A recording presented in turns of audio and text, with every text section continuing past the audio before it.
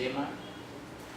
Hoy día vamos a analizar algunas. Se han alcanzado 5 resoluciones que tienen una serie de temas importantes, son de este año. Tienen algunos temas que considero que son importantes para el efecto que ustedes puedan tomarlo en cuenta desde el punto de vista de la entidad, ¿no? Porque ustedes van a accionar frente a un recurso de apelación en forma distinta como lo hace, por ejemplo, un postor, ¿ya? Antes de entrar al tema de los materiales, ustedes ven, ahí hay una nota que se denominado disposiciones importantes, y después ustedes van a encontrar una opinión, y ahí siguen los casos, ¿ya?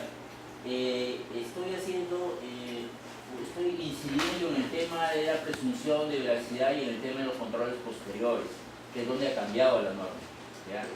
Es el tema, digamos, que todavía se está, la norma establece algunas disposiciones que no existían antes y que eso ha producido que un poco se estén tomando decisiones que algunas veces son dispares en el tribunal y que ustedes podrían evitar considerando que el tribunal enfrenta los recursos de apelación de una forma estándar, que ahora lo vamos a ver, ¿ya? Hay un primer tema importante que está referido al principio de presunción de veracidad.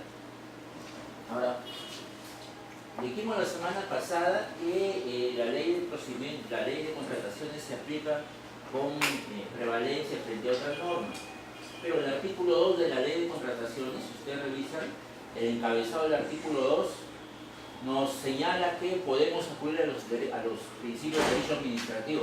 Por tanto, es válido que en las decisiones que ustedes puedan tomar, en las decisiones que los órganos que administran los procesos de selección puedan tomar, también se puedan aplicar estos principios. Y hay dos principios fundamentales: el principio de presunción de veracidad,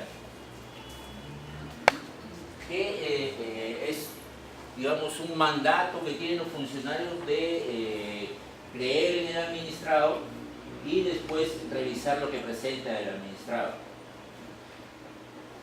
Ese principio es un principio que puede ser contrapuesto con lo que pueda suceder en la realidad.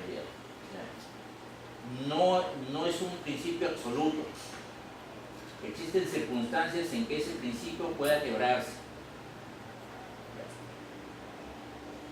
La ley de procedimiento administrativo tiene una forma de actuar frente al quiebre de esa presunción de veracidad.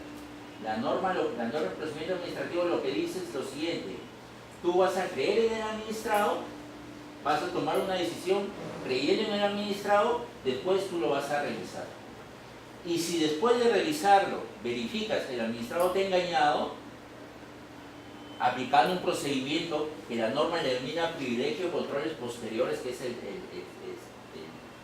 principio que ustedes ven ahí, después que he verificado que me he engañado, recién puedo iniciar un procedimiento sancionador o recién puedo aplicar las sanciones que corresponden. En el caso de la ley de contrataciones, si nosotros aplicamos el principio de control posterior, estaríamos obligados a iniciar el proceso sancionador una vez que ha concluido el proceso de verificación posterior. ¿Qué quiere decir ello? Que el procedimiento sancionatorio se tendría que iniciar una vez que ha concluido el procedimiento de verificación posterior. La norma, seguramente que ustedes lo han visto, eso en su primer módulo, la norma obliga a las entidades a comunicar al OCE cuando se comete una infracción. Si yo detecto una infracción, tengo que comunicar al OCE para que el OCE inicie los procedimientos sancionatorios. Esa comunicación hasta antes del 3 de abril del año pasado debía ser originada en un procedimiento de control posterior. O sea, no había posibilidad de que el comité de selección pudiera pudiera considerar que en una determinada circunstancia el principio de presunción de inocencia se pueda quebrar. Es decir, no había la posibilidad de que el comité de selección, por el esquema de la ley pasada, no había la posibilidad de que el comité de selección pueda decir aquí se quiebra el principio de presunción de veracidad y sin iniciar el control posterior comunicar al OCE para que inicie el procedimiento sancionatorio. Ese era el esquema anterior. Y eso es, lo que es un tema sumamente importante, por eso que estoy incidiendo en este tema. Este artículo 33, que es el artículo de la Ley de Procedimiento Administrativo, establece un procedimiento para el control posterior. Un procedimiento básicamente que tome en cuenta la aleatoriedad de algunos expedientes o algunas declaraciones. Es decir, en un periodo determinado, la entidad elige aleatoriamente un grupo de expedientes, de declaraciones, de lo que se haya generado, y a eso solamente hace el control posterior.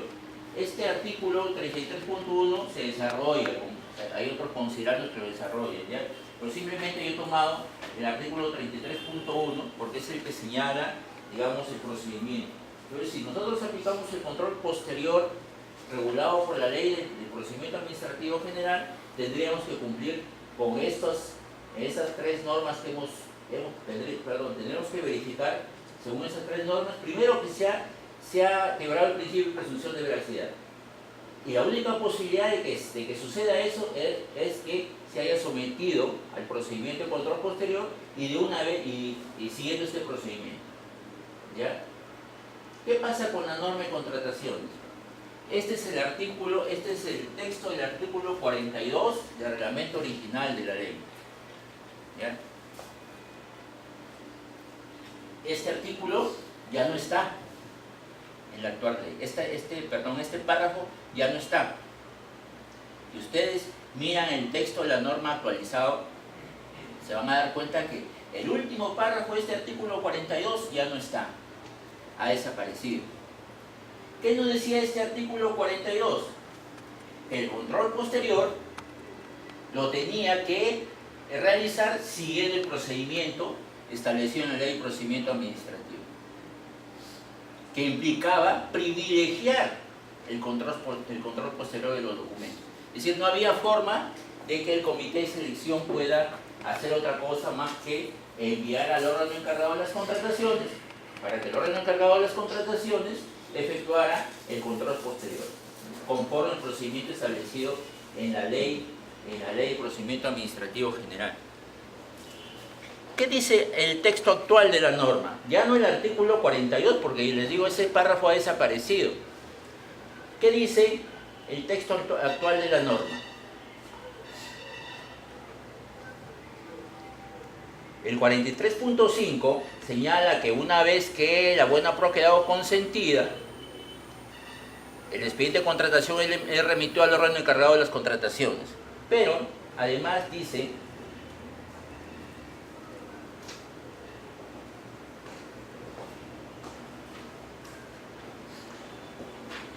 consentido el otorgamiento de la buena pro, la entidad realiza la inmediata verificación. Lo que dice la norma es eso, fíjense. Consentida la buena pro, la entidad realiza la inmediata verificación de la propuesta presentada. Es decir, ya no, las entidades ya no están sujetas a la obligación de cumplir con el procedimiento de control posterior que está regulado en la ley de contratación, en la ley de procedimiento administrativo. Y lo que dice es que a la propuesta que ha sido beneficiada con la buena pro hay que verificarla inmediatamente. Y además es una obligación, ¿sí? En todos los casos. Yo lo que quiero que tengan en cuenta es lo siguiente. Una cosa es que el comité de selección pueda declarar que se ha quebrado el principio de presunción de veracidad cuando encuentra algunos elementos que podrían eventualmente generar certeza en el comité que se ha quebrado ese principio, y otra cosa es el control posterior. Son dos temas totalmente distintos. El control posterior, según la nueva disposición, se hace de forma inmediata, pero de la propuesta ganadora. A esa propuesta es la que tengo que verificar en forma inmediata. Las otras propuestas, porque las otras propuestas también están sujetas al control, esas otras propuestas sí están sometidas al procedimiento establecido en la Ley de Procedimiento Administrativo General. Eso es lo que quiero que tengan en cuenta. Hay una opinión, ustedes la tienen ahí.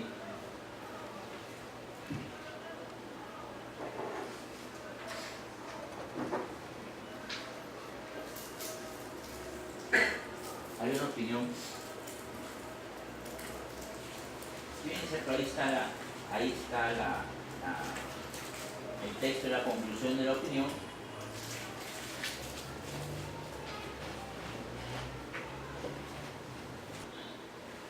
Esa opinión también nos indica ubiquen el punto 2.2.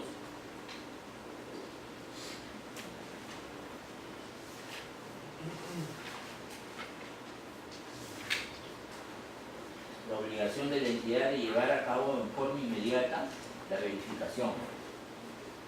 Si ustedes leen toda la norma de la ley de contratación, lógicamente los principios y esta parte, el artículo 43 es el que regula el tema del consentimiento, no va a encontrar ninguna mención al privilegio de controles posteriores. No va a encontrar ninguna mención. Y no lo dice la norma, pero si ustedes leen la opinión en su conjunto, van a notar que lo que nos dice es que ese control posterior debería realizarse antes del perfeccionamiento del contrato.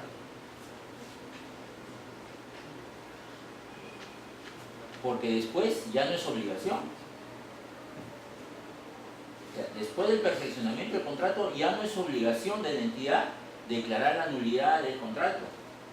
Es una potestad y ahí involucran una serie de situaciones que podrían suceder, y entonces ustedes van a tener que tomar la decisión de seguir adelante con el contrato o de declarar la nulidad de ese contrato. ¿Dónde está eso?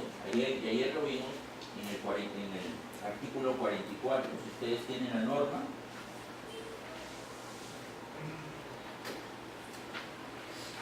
en el encabezado de la norma del artículo 44.2,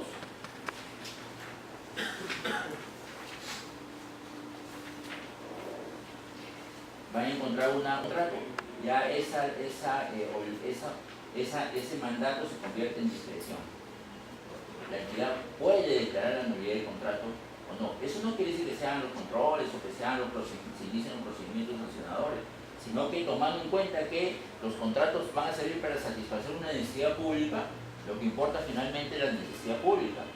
Es decir, si la ejecución de una obra va al 60%, yo tengo que decidir si voy a declarar la nulidad de ese contrato o no. Tengo que evaluar qué va a significar que yo concluya la relación contractual y me enfrente a un saldo de ejecución de una obra que involucra. Eso es lo que quiero que tengan en cuenta. Otro tema importante está en el artículo 59 de la ley.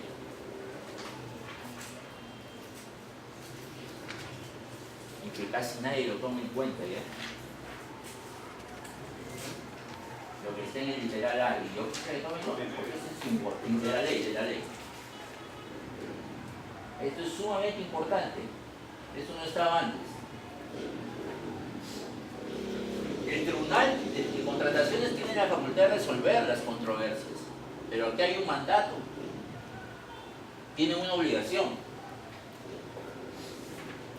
Manteniendo coherencia en sus decisiones en casos similares. Ya, eso no estaba antes. Entonces, eso lo obliga al tribunal a seguir las decisiones que puedan haber tomado en en casos anteriores. Y como el tribunal les va a pedir a ustedes que hagan un informe,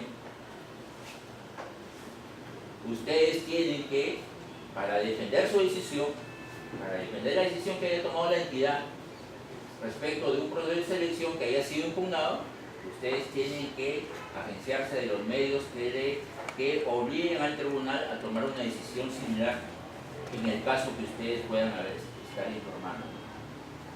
Porque eso ya no. Si ustedes revisan las resoluciones del tribunal, van a darse cuenta que sus decisiones son totalmente disímiles para casos similares. Ahora, y vamos a ver un caso, en estas resoluciones que están ahí, van a dar cuenta que hay un caso en que las decisiones son distintas y se presenta la misma situación respecto a la presunción de veracidad. Entonces ustedes van a tener que decir al tribunal, por si acaso tribunal, yo en casos similares, en estos casos, y las resoluciones están publicadas en la base, en la página del OSCE. En estos casos ustedes han resuelto de esta forma. Y ese artículo te obliga a resolver de la misma forma. Y eso es como ponerle una camisa de fuerza al tribunal para que el tribunal no pueda tomar una decisión que no vaya de acuerdo a la norma. Que tu no admisión ha sido válidamente realizada, ya no va a entrar al otro fondo, a analizar los otros pedidos. Repito, supongamos que en un proceso de elección no me emiten la propuesta y yo impugno, apelo a esa decisión, porque considero que sí he cumplido con los documentos establecidos, requeridos en las bases, y por lo tanto esa propuesta debe ser admitida. Y además le pido al tribunal que se evalúe mi propuesta y que se califique mi propuesta. Porque ustedes saben, seguramente han visto ese tema, que es algo en consultoría de obras que sigue el esquema tradicional. Lo que hace el comité es primero admitir la propuesta, que básicamente está referida a la validez de las declaraciones juradas que están en los formatos de las bases estandarizadas. Entonces, la primera etapa es la de decidir si una oferta pasa o no pasa a la evaluación, que es la asignación de puntaje. Y luego, si esa oferta cumple con los requisitos para pasar a la calificación. Entonces, si yo cuestiono la no admisión, debo cuestionar también los otros temas, porque yo estoy diciendo, yo tendré que decir al tribunal, señores del tribunal, yo pido que se disponga, que se admita mi propuesta y después se evalúe mi propuesta y después se califique mi propuesta y se me otorgue la buena pro, en caso esa fuera mi pretensión. Pero siempre tengo que pedir que se admita la propuesta. ¿Y qué hace el tribunal? ¿Cuál es el criterio del tribunal? El criterio del tribunal es analizar en esta parte las alegaciones del impugnante, las alegaciones que sustentarían la razón por la cual esa propuesta debe ser admitida o no. Si a criterio del tribunal, y eso sucede en todos los casos, si a criterio del tribunal la no admisión de la propuesta es válida, declara improcedente el recurso de apelación, porque el impugnante ya no tendría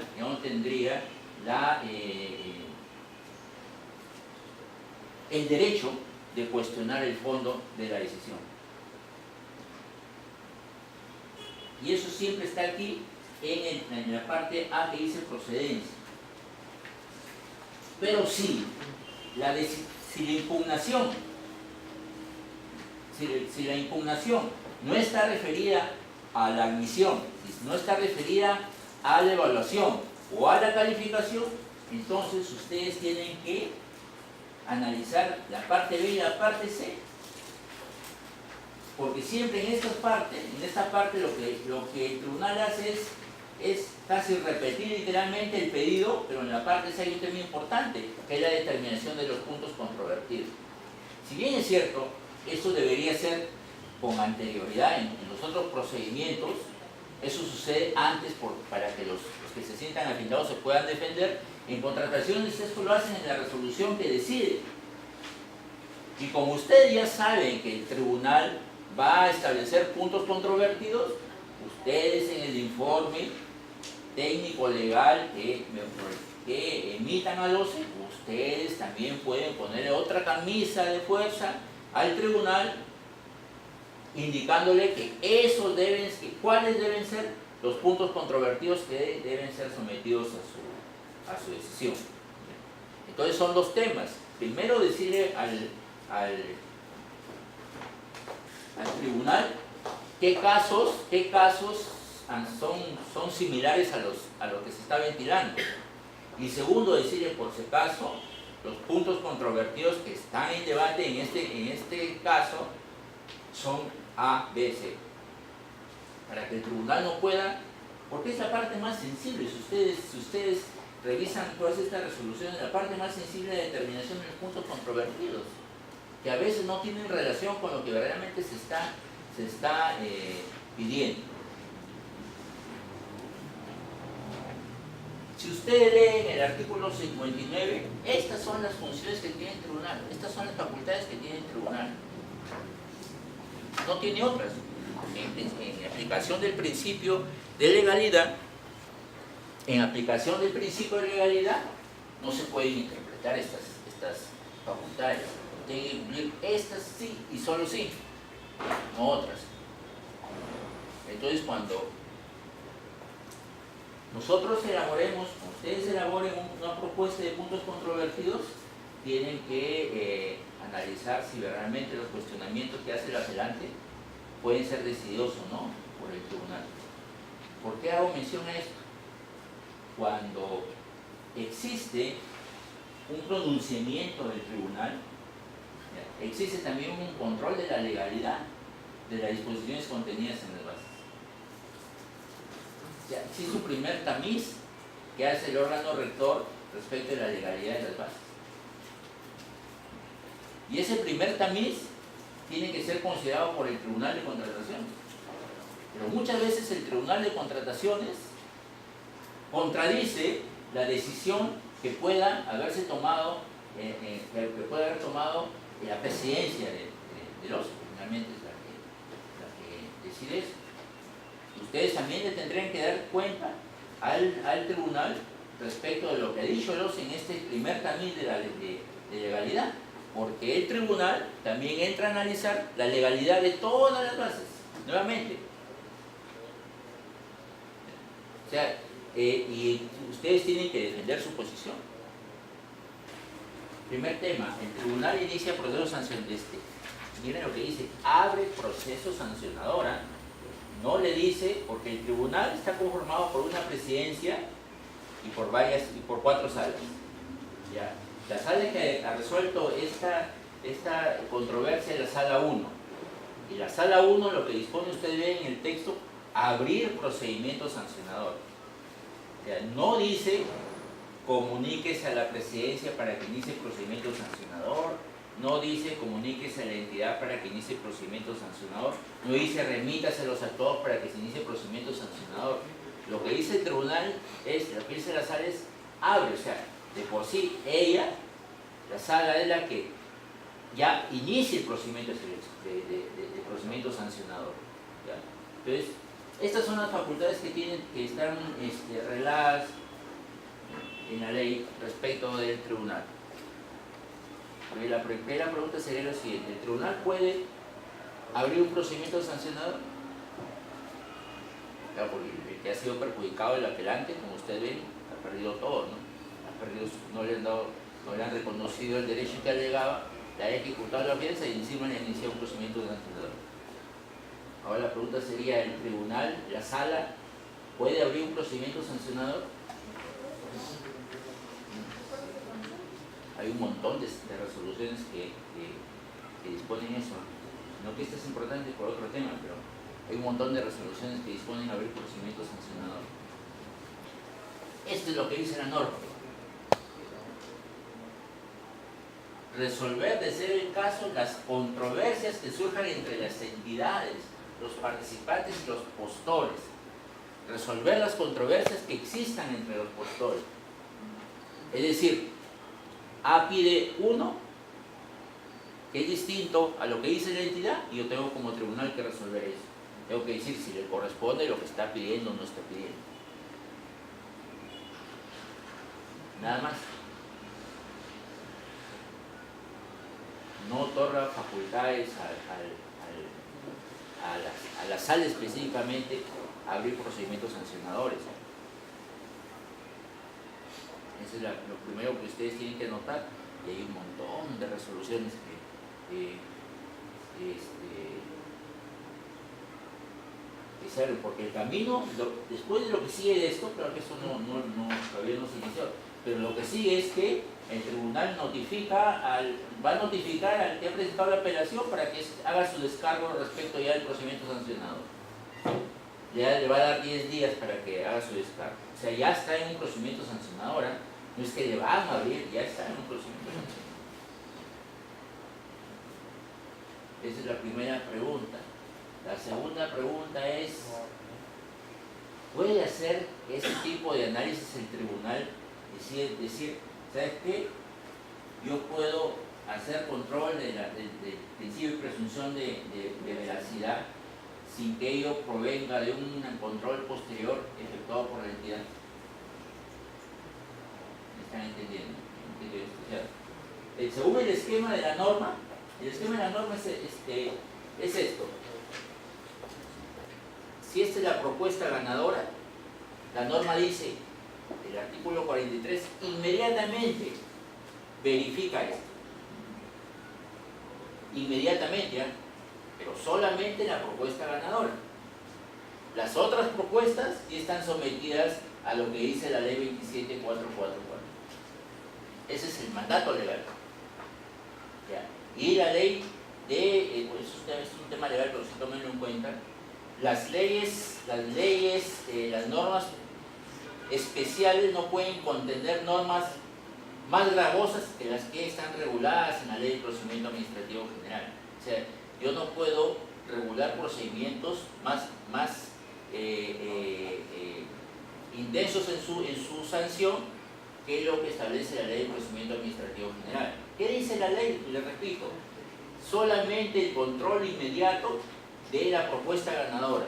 Las otras propuestas tendrían que ser sometidas al control posterior, por mandato de la ley de procedimiento administrativo. ¿Pero qué ha hecho el tribunal? ¿Ha verificado ha hecho control de esta propuesta o de esta propuesta?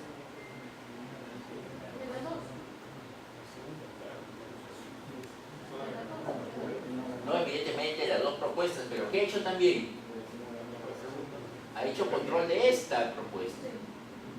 De esta propuesta.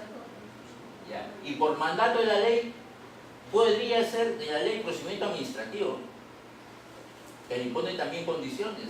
¿Podría haber hecho control posterior, de esta propuesta?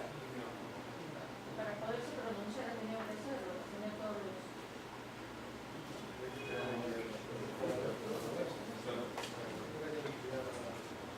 Las controversias que surjan entre las entidades y los participantes. No le interesa más. No le interesa más. Evidentemente, para resolver la controversia que se produce entre una entidad y los participantes, tiene que entrar a analizar la propuesta de él que ha sido beneficiado con la buena pro, evidentemente. ¿Ya? Evidentemente tiene que entrar a analizar si la descalificación ha sido, en este caso que ha sido un tema de descalificación, ha sido debida o no. Eso evidentemente tiene que analizarlo. Pero además, él hace en su desarrollo, el tribunal en su desarrollo hace toda una serie de fundamentos que finalmente lo van a llevar a tomar la decisión de abrir procedimiento sancionador. Y para abrir procedimiento sancionador, el tribunal entra a analizar la propuesta del apelante. Es decir, no es la propuesta ganadora, la propuesta del apelante. ¿Qué dice el artículo 43 de la norma actual?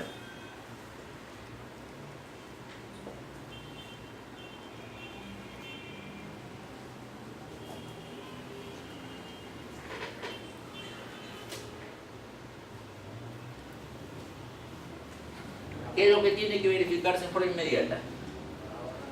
La propuesta del postor ganador. ¿Tenía una pregunta?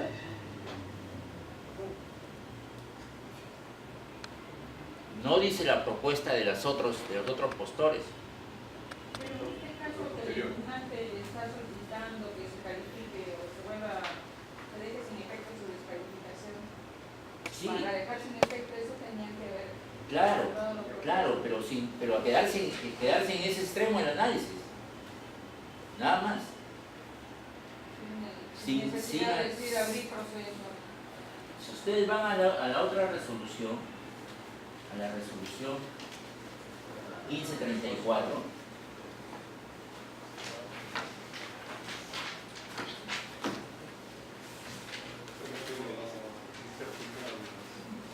está en la página 23 de esta resolución. En la página 23 de la resolución 1534.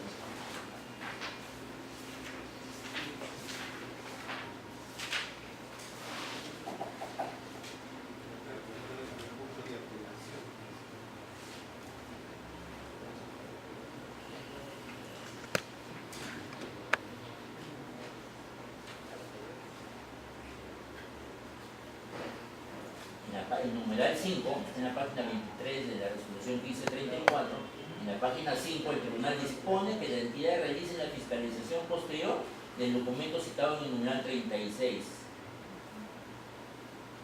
que ha sido presentado por el que ganó la buena prueba. Ya, el razonamiento es totalmente contrario, y esta resolución, ¿de cuándo es? Este es de la misma sala 1, no, perdón, este es de la sala 4, pero es de fecha 18 de julio. El razonamiento es totalmente distinto. Cuando la norma señala que se puede hacer control se debe hacer control inmediato de la propuesta ganadora, en la 1534 le dice a la entidad, no, haz control posterior. Y en este caso, en el primer caso, cuando la norma señala que solamente se puede hacer control inmediato de la propuesta ganadora, ahí le entra a analizar la propuesta del apelante y le dice, ¿sabes qué? Te voy a iniciar un procedimiento sancionado. Eso es lo que quisiera que tomen en cuenta para ustedes, para que hagan su análisis prospectivo de cuál va a ser el resultado de las apelaciones que les puedan impugnar en los procesos de selección. Para eso es esto. Oye, ¿el tribunal no estaría descalificado por dar dos opiniones diferentes? Hay un mandato ahí que están incumpliendo. O sea, el que impugne esa decisión, el fundamento sería eso. Se está incumpliendo con lo que dispone el artículo, el numeral A del artículo 59, porque no existe coherencia entre las decisiones, y aquí el tribunal es un todo. Administrativamente está dividido en las salas, pero el tribunal es un todo. ¿Puede ser sancionado el tribunal en este Por caso? supuesto. No, que generalmente los participantes no lo hacen. ¿Sí? El único camino para impugnar es el contencioso, pero en el contencioso yo tendré que formular esa estrategia de defensa. Esa resolución es nula, primero porque están cumpliendo la disposición que establece el artículo 59, literal A, y segundo, porque de acuerdo a este mismo literal, no tiene la facultad para abrir procedimientos sancionadores y porque además no corresponde hacer control inmediato de la propuesta del perdedor. ¿Entienden?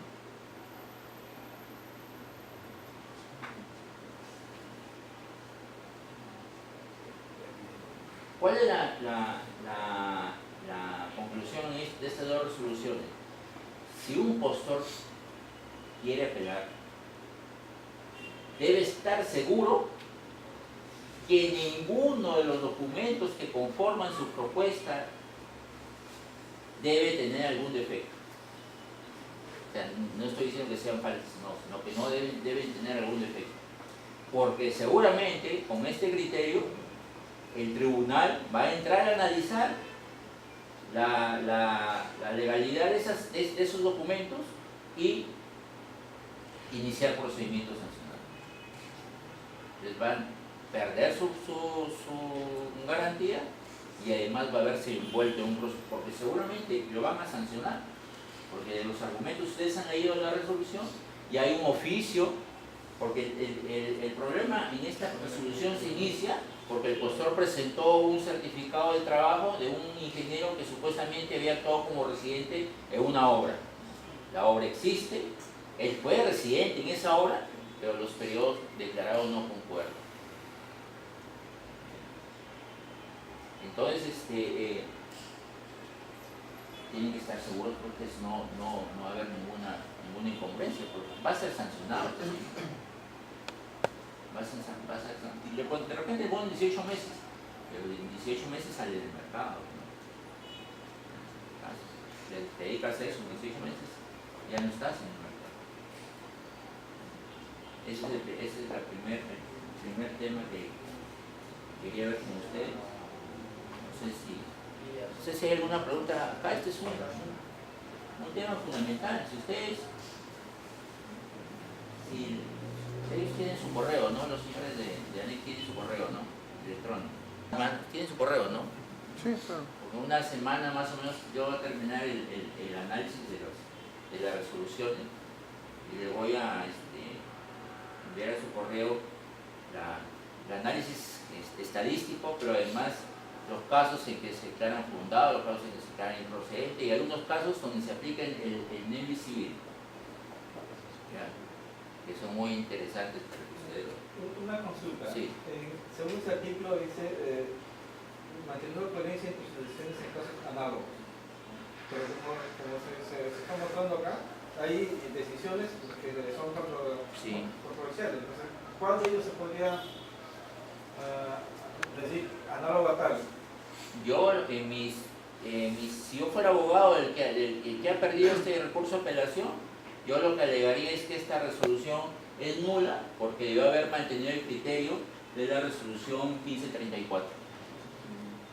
Es decir, no iniciar procedimiento sancionador y disponer que sea la entidad la que efectúe el control posterior y después de ello recién iniciar el procedimiento sancionador. Pero al igual que esa anterior, probablemente haya otras resoluciones así. Hay una serie. Esa dice, pero la otra dice. Hay una serie de cosas. Pero, ¿cuál es tu esquema? ¿Cuál es tu supuesto normativo que sustenta ese pedido de que no deben ser incongruentes? ¿Cuál es tu esquema normativo que sustenta la decisión de que no debe iniciar procedimiento sancionador? Porque eso no tiene nada que ver con la solución de controversias. Ese artículo lo que regula son algunas situaciones en las que, a pesar de que el acto administrativo tiene un defecto, se puede conservar en razón a que no haya perjudicado los intereses de terceros, o que no sea, pues, o que no haya variado el posible resultado. El procedimiento de apelación es un procedimiento trilateral, o sea, no sé si han visto eso en su primer módulo, pero es un procedimiento trilateral en el que participan la entidad y un administrado que tienen que darle cuenta a un colegiado que va a resolver. Y en realidad hay dos partes y hay uno que va a resolver. Entonces lo que les tienen ustedes que sustentar el tribunal es que no se hayan afectado los intereses de todos los que están participando, o que no haya variado la propuesta si se trata de aspectos económicos.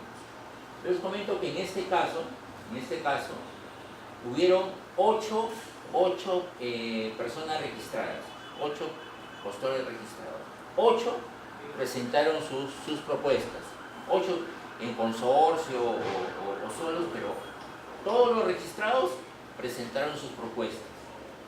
Y en sus propuestas, todos los registrados cumplieron con los requisitos que en la práctica había dicho el tribunal que debían colocarse en las bases integradas.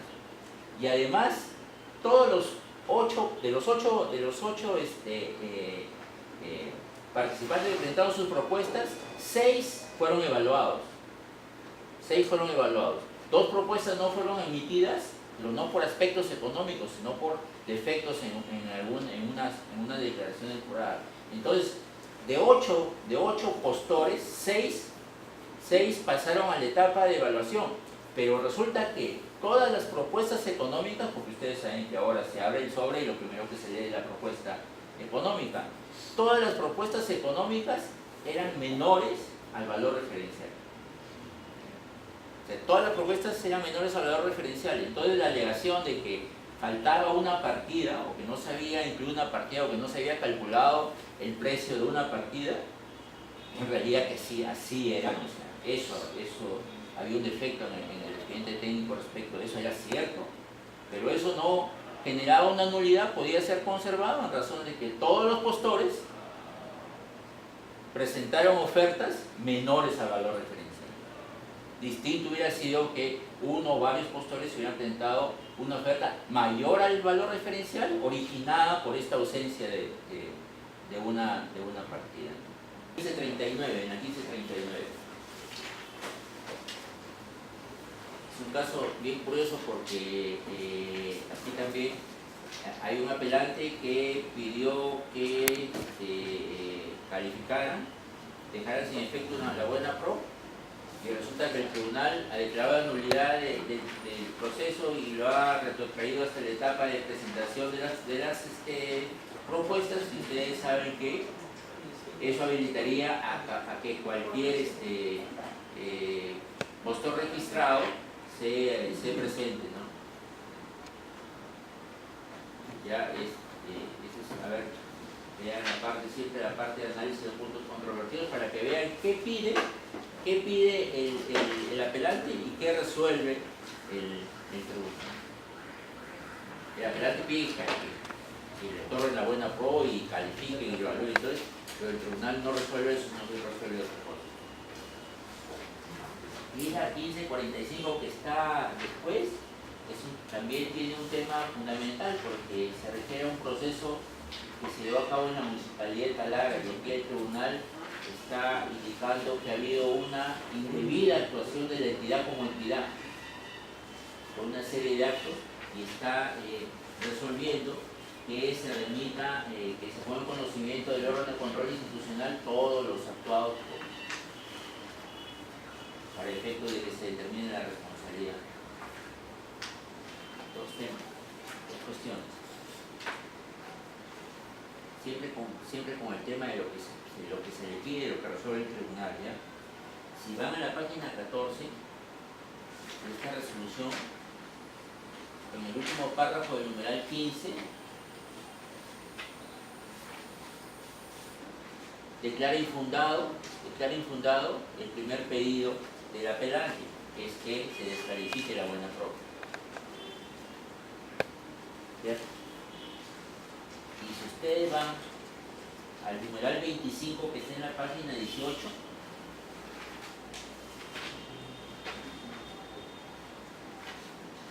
declara fundado el extremo de la apelación, lo que implica que al haberse descalificado la oferta del adjudicatario se revoque la buena pro. Se revoque la buena pro. En un extremo declara infundado un pedido y en otro extremo declara fundado otro pedido. Eso es lo que quiero que tomen en cuenta. ¿Y qué resuelve?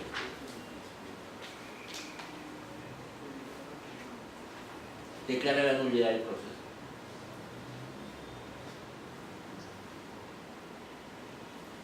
El proceso de selección es un procedimiento trilateral. Como dice la resolución, la entidad interviene porque es la que ha generado el derecho, pero verdaderamente los que están involucrados son el apelante y el que ha sido beneficiado con la buena pro. Esos son los que están en contraposición, la verdad. Entonces, la entidad en realidad no se va a ver afectada por la decisión del tribunal. porque si el tribunal revoca la buena pro, simplemente está corrigiendo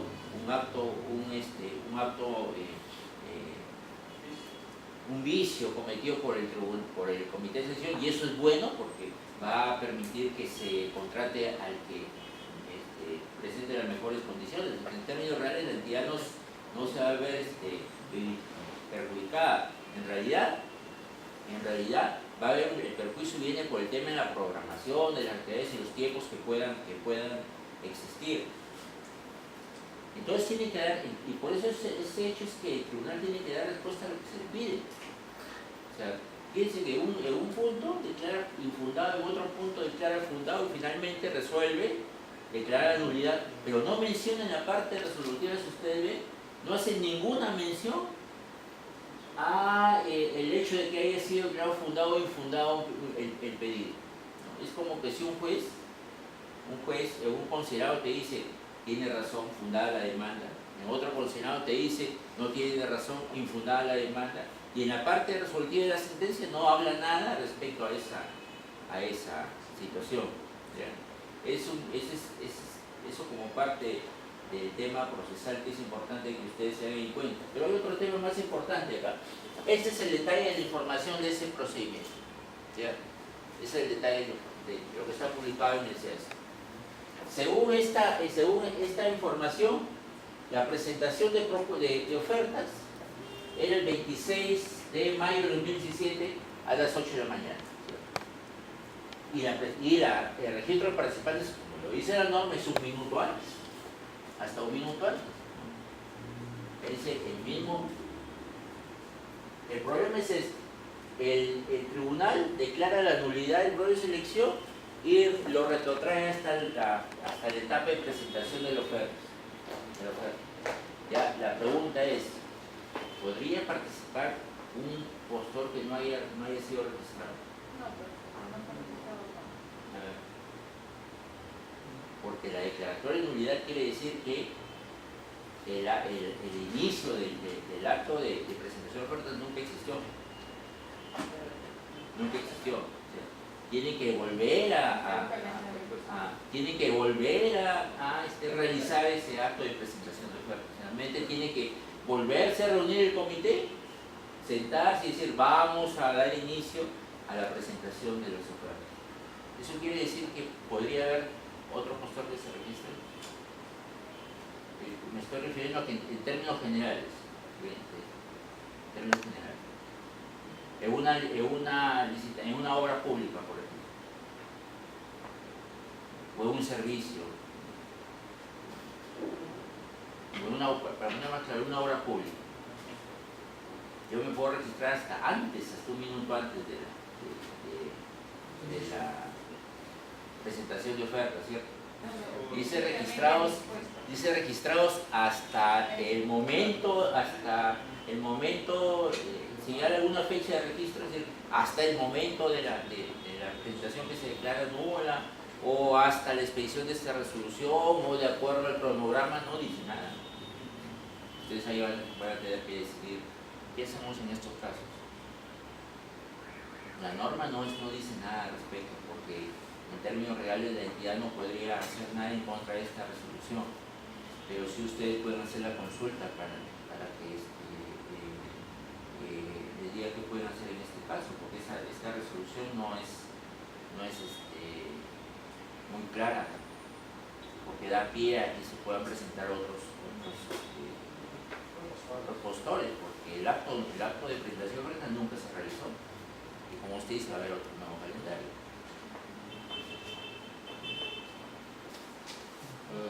Esta resolución, el tribunal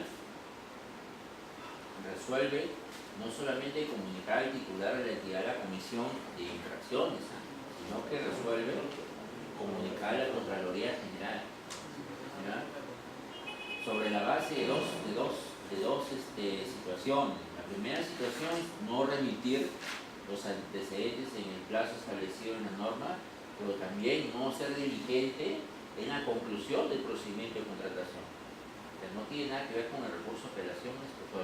El tribunal, lo que he dicho, pues te has demorado un montón, ¿no? Convocaste esto en un año y finalmente se demoraba un montón de tiempo en convocar el segundo, continuar con el proceso de contratación. Es la única resolución que yo he encontrado así, por lo menos en este año, que tiene esta disposición, pero esto abre la puerta, porque esto va a empezar a ser evaluado por el tribunal, podría ser evaluado, porque acuérdense que el artículo 59 de la ley que le otorga facultades al tribunal le dice pues que tiene que actuar de la misma forma en todos los procedimientos. Y la situación es grave porque ustedes saben que Contraloría tiene ahora facultades sancionatorias, ¿no? Incluso la aplicación de indemniciden que normalmente se aplica en la relación administrativa del personal con la entidad, para la Contraloría tiene otra naturaleza, igual los van a sancionar, ¿no? Y es un procedimiento muy expeditivo, ¿no?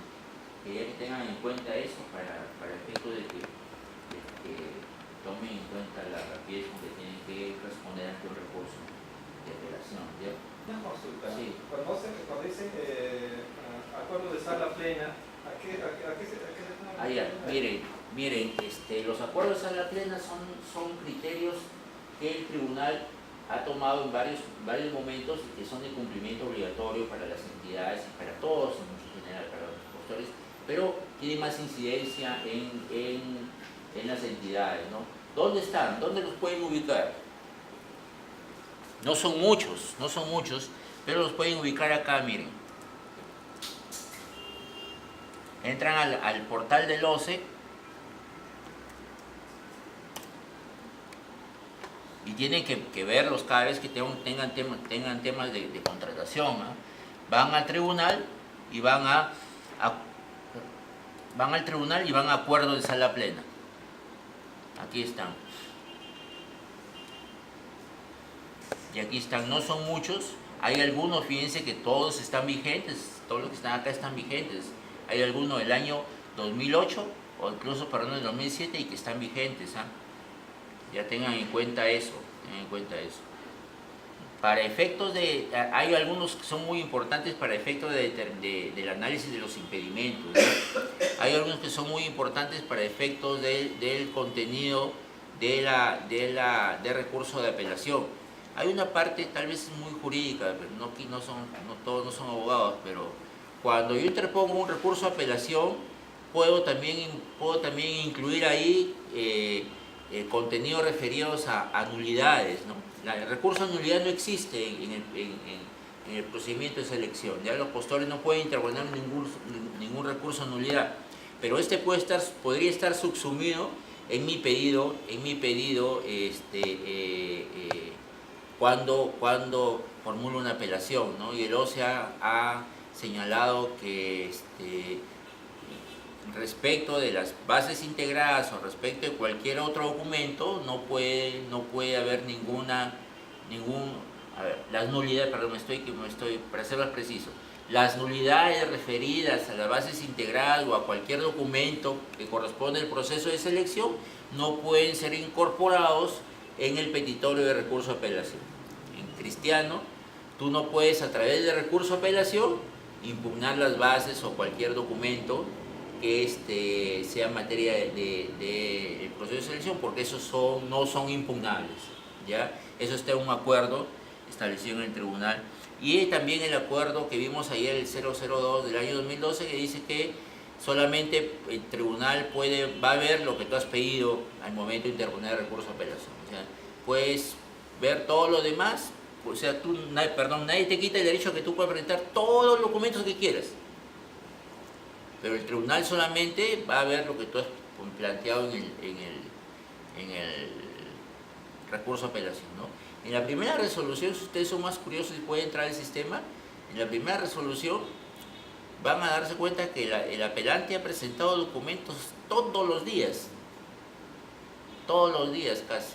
Y en los últimos 5 días, cuando salió el decreto que decía que ya estaba listo para resolver, en todos esos días ha presentado un documento distinto todos los días. Y yo he ido a ver el expediente y realmente eran documentos que yo no sé si el abogado lo ha hecho para obtener más honorarios, pero eran documentos que yo sabía que no iban a ser tomados en cuenta por el tribunal porque eran cuestiones distintas al recurso que está incluido en el recurso de apelación. Eso está en el precedente, ¿ya? Les aconsejaría que para cualquier decisión respecto de un proceso de elección tomen en cuenta lo que está en estos precedentes porque son de cumplimiento obligatorio. Si ustedes incumpllen estos precedentes, se produce la nulidad del proceso de selección. Ténganlo por seguro. Hoy día terminamos el tema del recurso de la solución de controversias en el proceso de selección. Cualquier consulta, me ubican en el Facebook con mi nombre y ahí tengo una página que veo temas de este tema. No les voy, de repente no les aclaro la consulta de forma inmediata, pero de todas maneras le voy a resolver la consulta en lo que va del día o el día siguiente.